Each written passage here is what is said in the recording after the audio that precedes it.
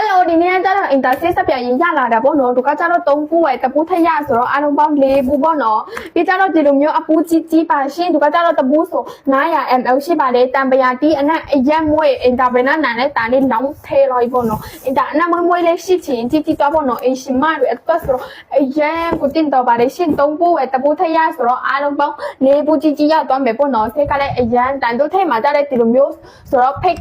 မှာမကြောက်နဲ့ပေါ့နော်မဖိတ်လိုက်ဘူးပေါ့နော်အနက်ကြတဲ့အရင်မွေးဖွင့်လိုက်ရင်အနက်တော့ထွက်လာပြီပေါ့နော်အင်တာအနက်မွေးရှိချင်းဒါနဲ့ဒါကိုနဲ့ကွယ်သွားပေါ့နော်အခု short ဆေးရှိထားပါတယ်ချင်းဝါထဲမှာနေကွယ်လို့ရပါပြီ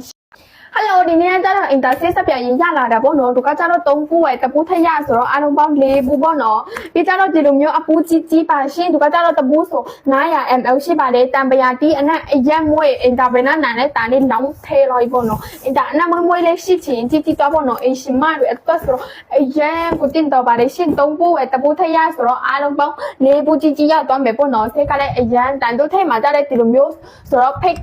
မှာမကြောက်နဲ့ပေါ့နော်မဖိတ်လိုက်ဘူးပေါ့နော်အနက်ကြတဲ့အရင်မွေးဖွင့်လိုက်ရင်အနက်တော့ထွက်လာပြီပေါ့နော်အင်တာအနက်မွေးရှိချင်းဒါနဲ့ဒါကိုနဲ့ကွယ်သွားပေါ့နော်အခု short ဆေးရှိထားပါတယ်ချင်းဝါထဲမှာနေကွယ်လို့ရပါပြီ